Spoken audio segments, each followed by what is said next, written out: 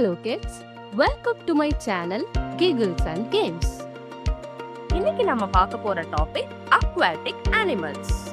First பார்க்க போறது வேல். வேல்னா திமிங்கலம்.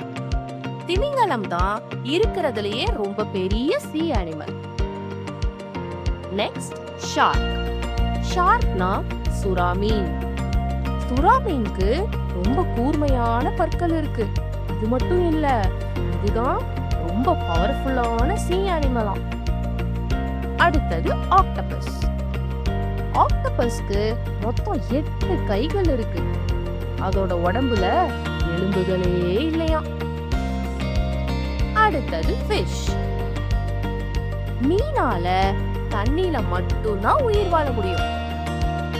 சில மீன்கள் கூட்டமாவும் வாழும், சில மீன் தனியாவும் வாழும். அடுத்தது ஃப்ராக். தவளை தண்ணியிலையும் வாழும், நிலத்திலையும் வாழும். அதுக்கு ரொம்ப நீண்ட கால்கள் இருக்கு. அந்த கால்களை யூஸ் பண்ணி தான் அது ஜம்ப் பண்ணுது, தண்ணியில சுலபமா நீந்தவும் செய்யுது. அக்வாட்டிக் அனிமல்ஸ் மொத்தம் 2 டைப்ல இருக்கு. ஃப்ரெஷ் வாட்டர் அனிமல்ஸ்னு ஒன்னும், மெரைன் அனிமல்ஸ்னு 2ஆவதும் இருக்கு. ஃப்ரெஷ் வாட்டர் அனிமல்ஸ்னா ஆறு, ஏரி, குளம் இதுல வாழ்ற அனிமல்ஸ ஃப்ரெஷ் வாட்டர் அனிமல்ஸ்னு சொல்லுவோம். அந்த வாட்டர்ல ரொம்ப குறைவான உப்பு சத்து இருக்கு.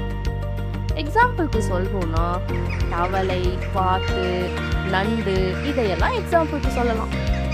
மெரைன் வாட்டர் அனிமல்ஸ்னா எந்த அனிமல் சீலையும் ஓஷன்லயும் வாழுதோ அதுதான் மெரைன் வாட்டர் அனிமல்ஸ். அங்க அந்த வாட்டர்ல சால்ட் ரொம்ப ஜாஸ்தியா இருக்கும். எக்ஸாம்பிளுக்கு சொல்லணும்னா கடல் குதிரை, ஜெல்லி ஃபிஷ், ஸ்டார் ஃபிஷ், திமிங்கலம் இதையெல்லாம் சொல்லலாம். எங்க நீங்க ஒரு அக்வாட்டிக் அனிமலை கெஸ் பண்ணுங்க பார்க்கலாம்.